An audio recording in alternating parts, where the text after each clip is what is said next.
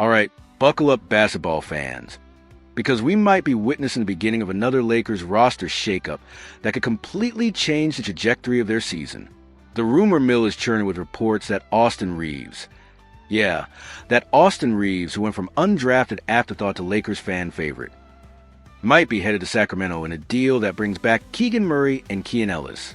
Now, before you start throwing your Lakers jersey across the room, let's dig into why this trade actually makes more basketball sense than you might initially think. The writing has been on the wall ever since the Lakers committed to that massive 3-year, $165 million extension for Luka Doncic back in August.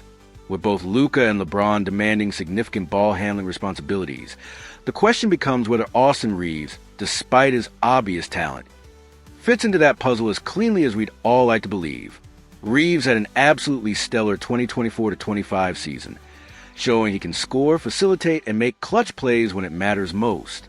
The dude has that special quality you can't teach. He just makes winning plays. But here's the uncomfortable truth that Rob Pelinka and the front office are probably grappling with.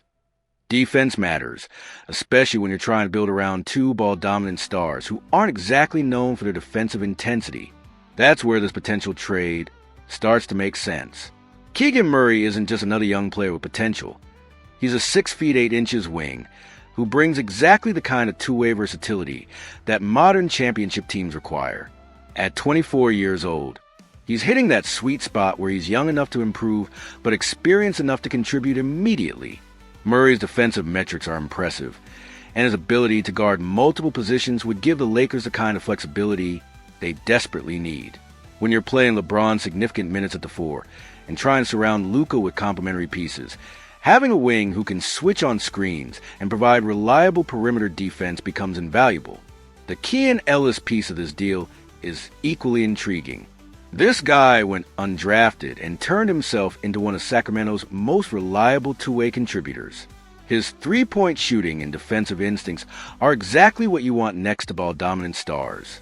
Ellis can space the floor, defend his position, and doesn't need plays drawn up for him to be effective. From Sacramento's perspective, this trade makes sense if they're truly looking to retool around a different vision. Austin Reaves would give them a legitimate secondary playmaker and scorer who can take pressure off their primary stars. His ability to create his own shot and facilitate for others could be exactly what the Kings need to take that next step. But here's where things get complicated for Lakers fans. Trading Austin Reaves feels like giving up on one of the most inspiring success stories in recent Lakers history. This is a guy who went from barely making a roster to becoming a legitimate contributor on a championship contending team. His connection with the fan base and his clutch gene in big moments can't be measured by traditional metrics. The financial aspect is significant too. Reaves is making $37 million over the life of his contract, which represents solid value for his production. Meanwhile, Murray and Ellis combine for much less salary, giving the Lakers additional flexibility to make other moves or sign veteran contributors. The age factor works in the Lakers' favor as well. Murray is 24 and Ellis is 25, meaning they align perfectly with a timeline that extends beyond LeBron's prime years. If this trade happens, the Lakers aren't just thinking about this season. They're positioning themselves for sustained success as they transition into the post-LeBron era. Reshab Bhatt's analysis about Murray being available due to Sacramento's roster construction makes perfect sense. The Kings have been trying to find the right mix around their core, and sometimes that means making difficult decisions about talented young players who might not fit the immediate vision. The defensive upgrade cannot be overstated. Both Murray and Ellis bring legitimate two-way skills that could transform the Lakers' identity on that end of the floor. When you're trying to maximize championship windows, having players who can guard multiple positions while contributing offensively becomes essential. But there's a risk factor here that can't be ignored. Austin Reaves has proven he can perform in high-pressure situations with the Lakers. He knows the system. He has chemistry with LeBron and Luka, and he's already adapted to the unique pressures of playing in Los Angeles. Trading that known commodity for two players who've never experienced that level of scrutiny represents a significant gamble. The fit question is fascinating to consider. Would Murray and Ellis thrive playing alongside two ball-dominant superstars? Their skill set suggests they would, but basketball chemistry isn't always predictable. Sometimes players who look perfect on paper don't mesh as cleanly in real game situations.